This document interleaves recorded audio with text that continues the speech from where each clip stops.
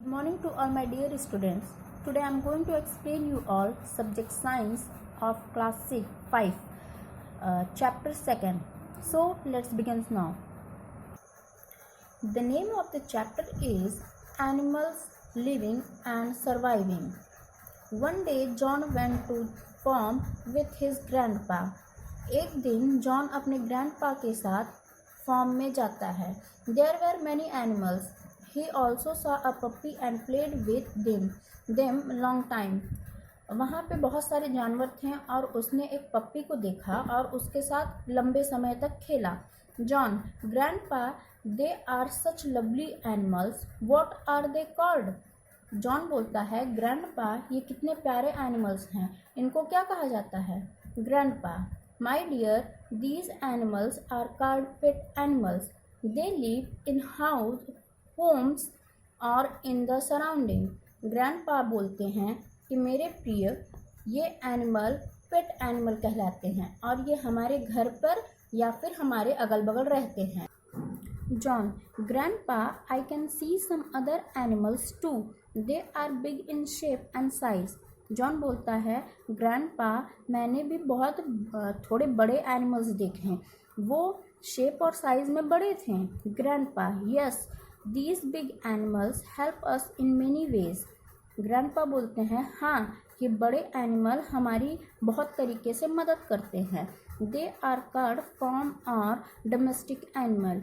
ये farm animal या फिर डोमेस्टिक एनिमल कहलाते हैं. Some animals give on leave, यहाँ गिव लिखा है, ये लीव होना चाहिए. Okay. Some animals leave on land, some in water, some in desert, some in ice cold region and a few on mountains. इनमें से कुछ एनिमल्स ऐसे होते हैं जो कि लैंड पे रहते हैं, कुछ वाटर में रहते हैं, कुछ डेजर्ट में रहते हैं, कुछ आइस एरिया में रहते हैं और कुछ माउंटेन्स में रहते हैं. To survive and reproduce, animals have to adjust to their surrounding. वो रहने के लिए और सर्वाइव करने के लिए, रिप्रोड्यूस करने के लिए एनिमल इस तरीके से हमारे चारों ओर या अगल बगल रहते हैं. Let us know more about this. चलिए हम इसके बारे में और भी जानते हैं.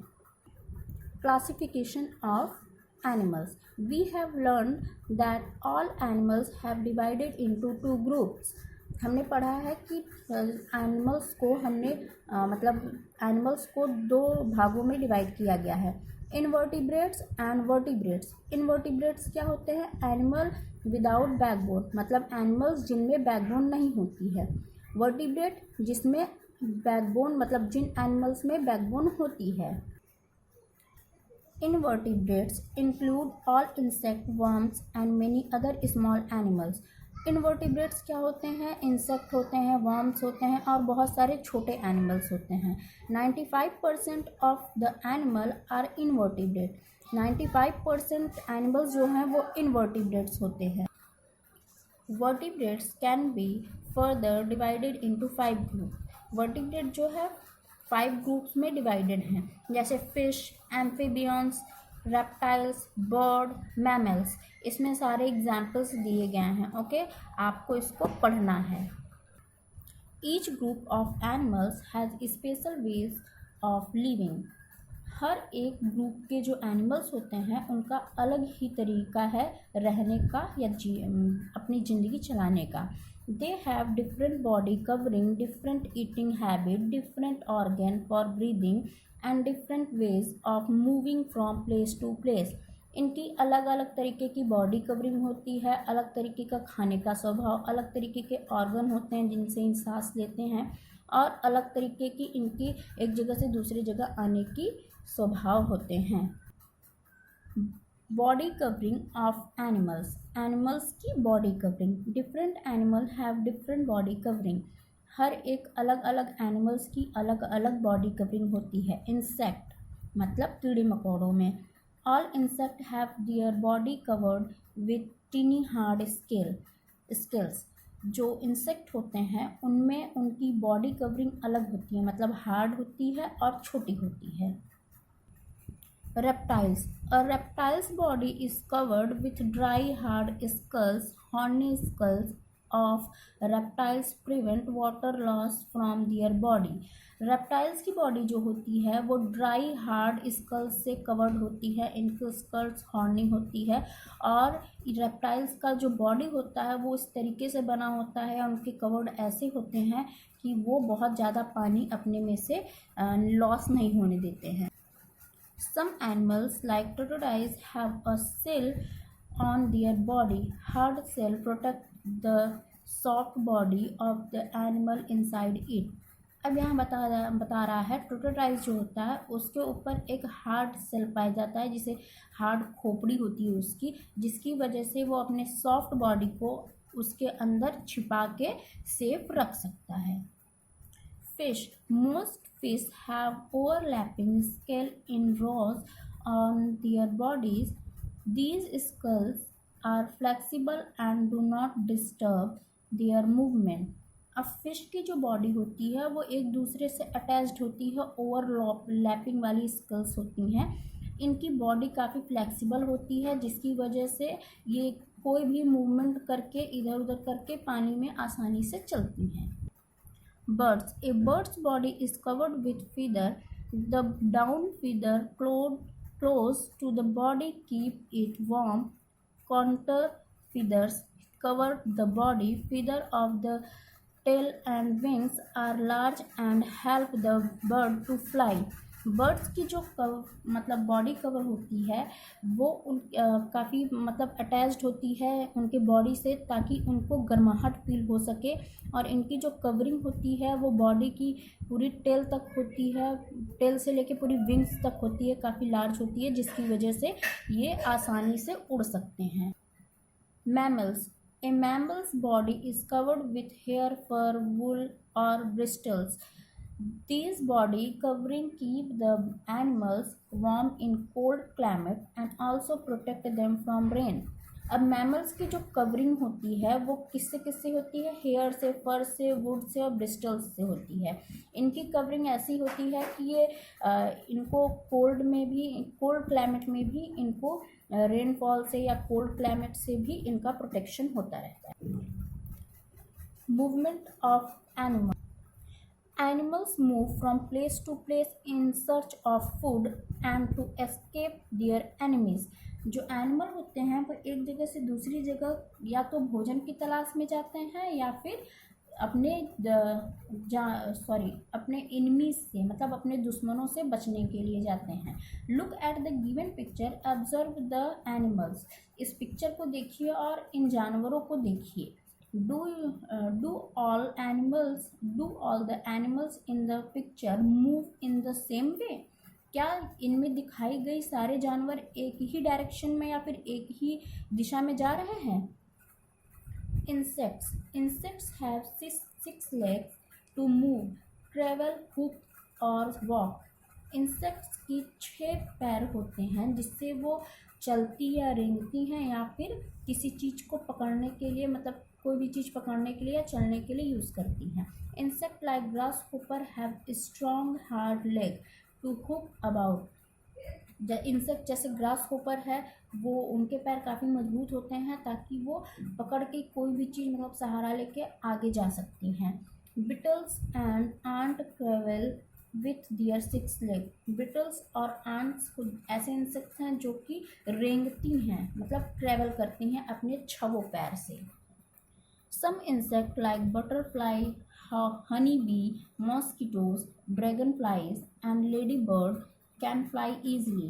कुछ इंसेक्ट ऐसे होते हैं जैसे butterfly, honey bee, mosquito, dragon fly और लेडी बर्ड जो कि आसानी से उड़ सकते हैं. Most of flying insect body has hollow space filled with air and they also have a pair of wings.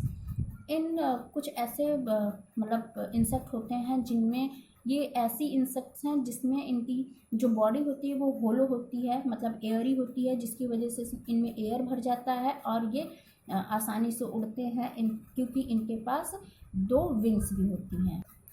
Fish.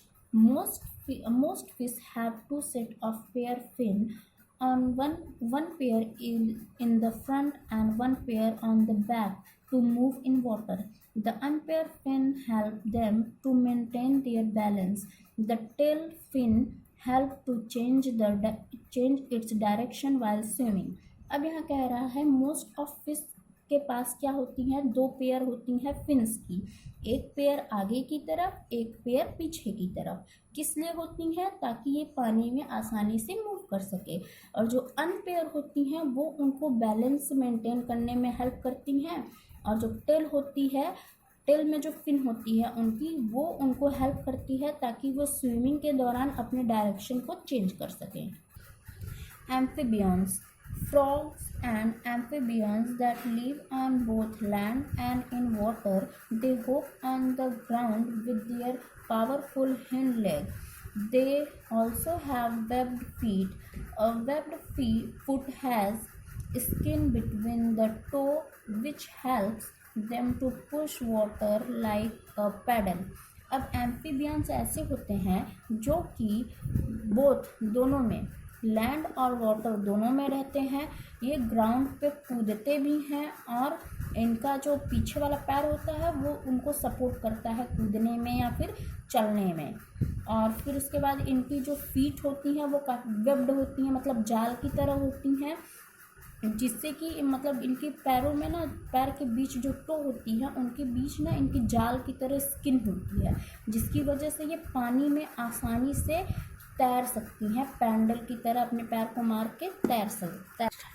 Reptiles, lizard, crocodile, tortoise have 4 short legs to move. They travel on their belly. Reptiles जैसे lizard, crocodile, टोटोटाइज, इनके पास 4 छोटे छोटे पैर होते हैं जिनसे ये move करते हैं और ये अपने बेली पर रेंगते हैं। The turtle live in water.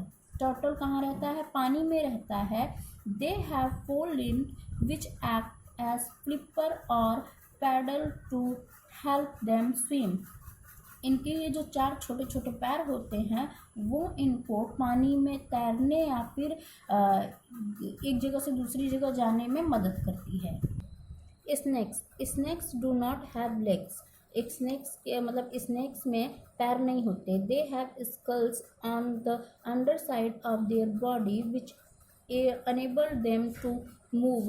A snake has many skulls. As it moves forward or backward, the skulls push against the ground. This helps it to grip the ground and move its body. It can move easily on rough ground, but finds it difficult to travel on the smooth surface. Snake can also swim in water. Snakes में बहुत सारी sculls होती हैं इनकी body में, जिसकी वजह से ये आगे से पीछे आसानी से चल सकती हैं। ये खुरदुरी सतह पे तो बड़े आसानी से चल जाती हैं, लेकिन जहाँ पे स्मूथ सरफेस आता है, मतलब चिकनी सरफेस आती है, वहाँ पे ये आराम से नहीं चल पाते हैं। ये पानी में भी बहुत अच्छे से तैर लेते हैं। Birds, most birds do not weigh much compared to their size because their bones are light and hollow. The boat-shaped body and a pair of wings attached to powerful muscles help them to fly. They use their legs and feet to move, walk, or hop. Water birds use their webbed feet to swim in water. कुछ ऐसी bird होती हैं जो देखने में तो बहुत बड़ी होती हैं, लेकिन वो आसानी से उड़ जाती हैं क्योंकि उनका वो वेट जो है वो बहुत ज़्यादा नहीं होता है। उनकी बोन्स लाइट होती है और होलो होती है, मतलब एयरी होती है, उसमें हवा जा सकता है।